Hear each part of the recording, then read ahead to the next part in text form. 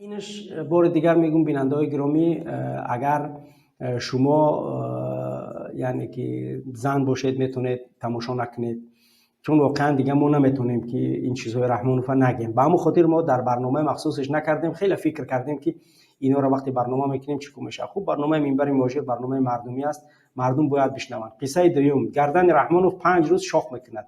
خب قصه یعنی دور از اخلاق است. البته بار دیگر میگم رحمانوف است، با رحمانوف باید که رحمانوف هر کار میکنه.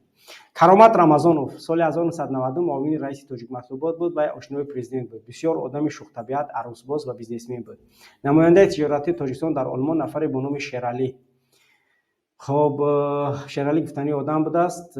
برای رسر یعنی که حالت‌های شهوانی برای مرد و برای شاخ کردن از کرامت خواهش میکنه که یک دیزادرانت روان بکن و برای کرامت هم همون دیزادرانت روان میکنه. رحمان و کرامت زنگ زده میگه که سراج نه با کابینتم بیا، یک ویسکی زور آوردن یا جای میخریم. وقتی کرامت با کابینت پرزیدنت میدرد، بسیار میخواهد که به حاجتخانه دارد، دیزادرانت را در بالای استول پرزیدنت مونده زد به توالت میدرد. در این وقت پرزیدنت که بیکار شیشته بود از روی لیوباپیست و چون رحمان خلای همکارای کو لیوباپیست و آدمای دیزادرانتی که برای خوب دیگه برای حالتهای شهوترانی هم در دستش میشکه و میبینه که گرمانسکی دیگه نمیپرسه، در گردنش نیمی دیزادرانت هم میزنه. میگه اول میکشه بوش میکشه و دیزادرانت هم میگیره در گردنش میشکه. کرامت دونستی رحمان وینوته کشکشنه و همه چیز کادر میشه از حالت کنترل میبره. اسپیر نمیتونه پرزیدنت تحول دیزادرانت هم گرفته و گردنش داده.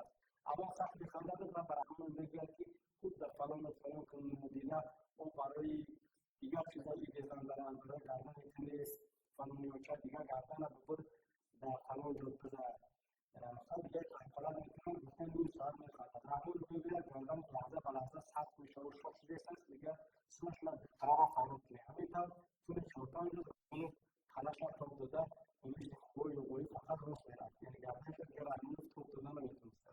بعد کرامت نکرد خودشون همیشه با پرزیدنت پریکال میکرده است که حاضر کسی دیگر هم اومده است برای شیرعلی سفر جوره دیگری پرزیدنت سابوتیل میکش و پدر جنرال خورشید سفارov معاون سردار خدمات گمرک با لقب پوکدوک یعنی مندق پوکدوک میگویند. اسلام حرمت داماد نوردین و خورشید را با اونم ناپرسیده سراز و نازنی میگوید به طرف رحمانوف میپرسد چیه ایزا کسب برای سفر شیرعلی. کرامت میگه خب سپیرالی ایمپورت می آورده استن شکی دیگه حامله دار نشه سفر شیرعلی.